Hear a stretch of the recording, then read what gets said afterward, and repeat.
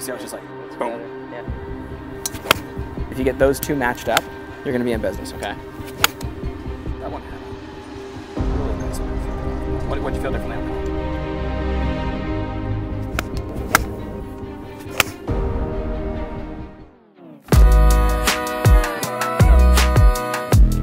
And really talk about how we can get some power. What I want you to do to start the day, I want you to pick up where we left off yesterday. We're just gonna start today with some chest high swings, hold it, and I want you to really feel that pressure in the inside of your right foot. We're gonna push off, and I want you to not hold anything back. I want you to feel like your left hip, the hands, and your body just fire through as fast as possible, okay? Okay, this is just a drill I do with my players when they're warming up. I try to take away any extra arm swing at the top. I want to guarantee connection. I want to guarantee when he changes directions, everything's moving together. He's just doing some chest high swings, trying to rotate through impact. And I told him that the harder he hits these and the farther that he hits these every day, obviously the more efficient his swing is getting from the ground up. So hopefully what we can get out of this is he can get an awareness of how to get everything locked and loaded together and exploding together on the way down. I always like the Hideki drill. People who don't do that drill right just kind of place it up there and they swat at it. But if you can really wind it up and get it back there and hit it the exact same distance as you normally would a real shot, it says a lot about the connection going back, which is the only reason why I repetitively bring that up to you. You don't have to do that all the time. I'm just saying it's a good thing to check. I'm getting you 5 to 10 more yards on this today, okay? Guaranteed. Go back to the top. Okay. What I want you to do is I want you at this position here to feel like this is much more in front of your body's center. Now, when you turn up there.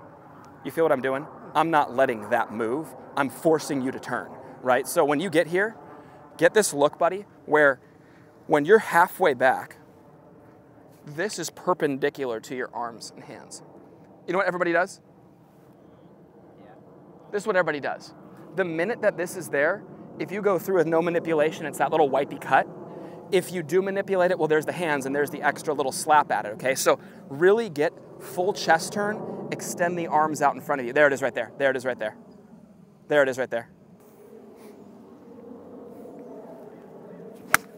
That was better right there. Much better. If you can take every single backswing today, when I say body and hands together, I literally want that right pocket, that right shoulder, and the hands all in motion together. All right, ready for this? Watch the right pocket and watch the right shoulder.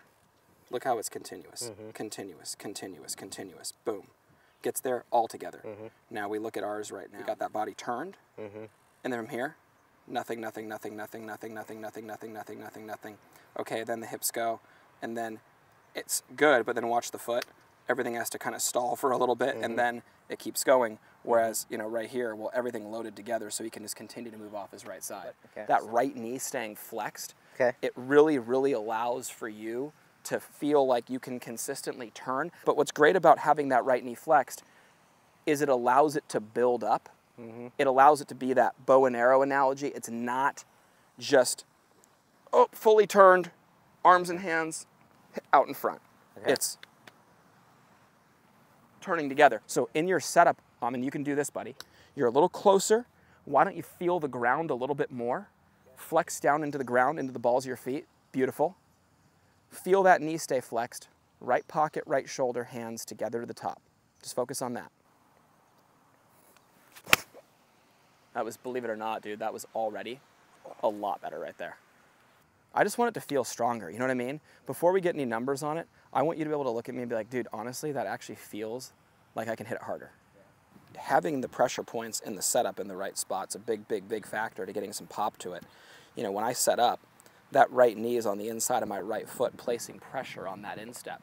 Now, when I'm turning and I'm keeping that flexed, my chest turning over the inside of that foot is putting all that pressure back in there. So if I have that connection built up with the body and the hands and the club, and then I have the connection from the ground up, being that the pressure builds right into the inside of that back heel at the same time, everything gets there at the top. All right, let's build it up here. Everything together to the top. Yeah, love that.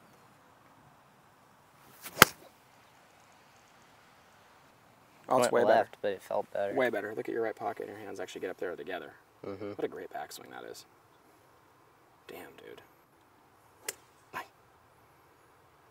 That's a pretty darn good swing right there, bud. Yeah.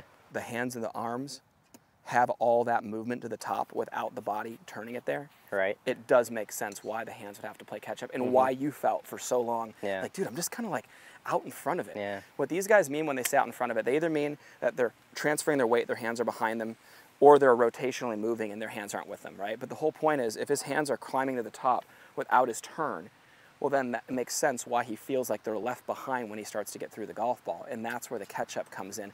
That's where a little bit of that extra spin that he's talking about comes from. I always tell this is a great analogy, right? If we have a ping pong paddle, we're playing ping pong, and I go like this, and I hold the ping pong paddle out, and I just use it with my body. Say I had a little cut with my body. Well, it's going to cut, but it won't cut much, right? What if I do one of these? Well, now it's going to cut a lot. So the more use of the hands, obviously, the more spin. So what I do with this guy is I say, okay, well, why don't we guarantee that we don't use the hands for a little bit? And how we do that, stopping it shorter, you know, bigger turn, shorter arm swing, more rotation, less hands hitting it. After that, you have to figure out, well, what was going on when he's actually swinging that's causing him to use his hands. We've kind of got it pinpointed there where arms and hands were climbing to the top without body turn. So we're going to eliminate that first. Okay. See what that does with a good setup, number one, where we got a little bit closer, we have a little bit more knee flex. He was a little straight-legged and a little bit far from the ball compared to where I've seen him at his best. And for a guy like this, he should be able to start talking to his ball a lot easier with the awareness of the club face that he'll get from having that connection at the top. Whenever the hands pass the body, the club face starts to part ways from the body's center. You start to lose that feeling of the golf club and where it is according to your body. But man, you keep that thing with your body's turn, and the golfer can feel that awareness of the face. That's when I can start calling out shots at the top of this guy's backswing, and he can just shape it. Understand that, you know, when very few shots are very far offline. I mean, Kev, you've been sitting here watching too, where even when it's not good, it's right there. It's just not exactly the flight he wants and he knows he can control out there in competition in any conditions. So what we're trying to do is, rather than change the world on him and think, okay, hey, you know, we need to try 8 new things, it's not like, listen, you've already been swinging at it great. Let's better connect the backswing. It's kind of a signature thing that we do just to help any human being be able to transition and not have anything to manipulate coming down. You know, working with the general public, man, you can make a huge change in a minute and they're like, oh my gosh, this is the greatest thing ever. These guys really, they need not just to see the ball going in a direction. There's a feel that they know they've had where it's like they just can't miss.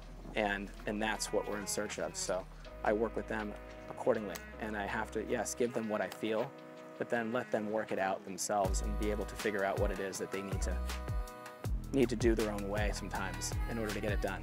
So it's pretty cool. It's fun.